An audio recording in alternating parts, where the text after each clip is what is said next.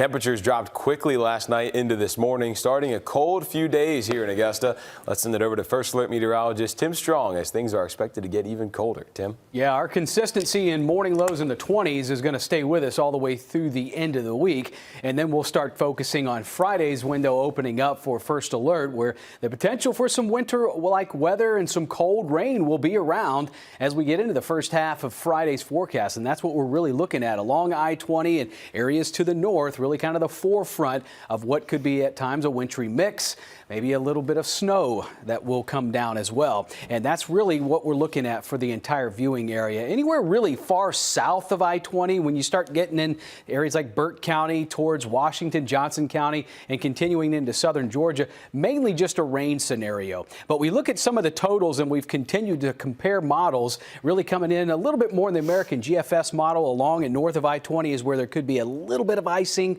European model comes up empty in that perspective. But then when we're talking about snow totals here, yeah, that's a word we don't like to or try to use often, but it's a little bit more exciting when you're looking at totals that do come in a little bit farther into the northern counties here. We're looking at McCormick, Lincoln County, Washington County, to just about trace amounts are dusting closer to the metro. So you can really see I-20 is the cutoff point for any measurable snowfall that may come down. Now we get back to this morning. We're looking at temperatures still hanging in there below 40. And we're down in the low 20s here earlier. Calm winds, thankfully, that's not going to continue to create too much of a wind chill value. 38 degrees, our official temperature right now. There's other locations, though, that haven't quite made it into the 40s yet.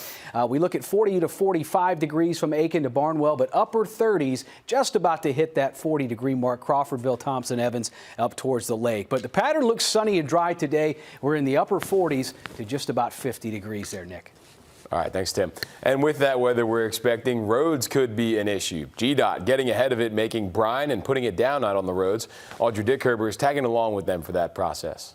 With some potential winter weather coming our way later this week, GDOT is preparing to make sure the roads are going to be as safe as possible for anyone that needs to be traveling during this winter storm. Today, they're going to be making some brine to put on the roads starting at 7 p.m. tonight. So I will be speaking with them about what this looks like, how they're going to make sure everyone can stay safe during this potential weather that is coming our way. So stick around and we'll have more at 5 and 6 o'clock and on WRDW.com.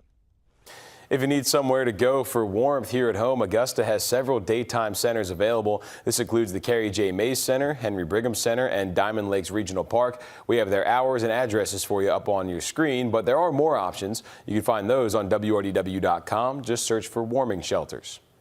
The city of Augusta is offering free rides to overnight shelters when it gets this cold. You do have to get cleared beforehand and have an ID with you.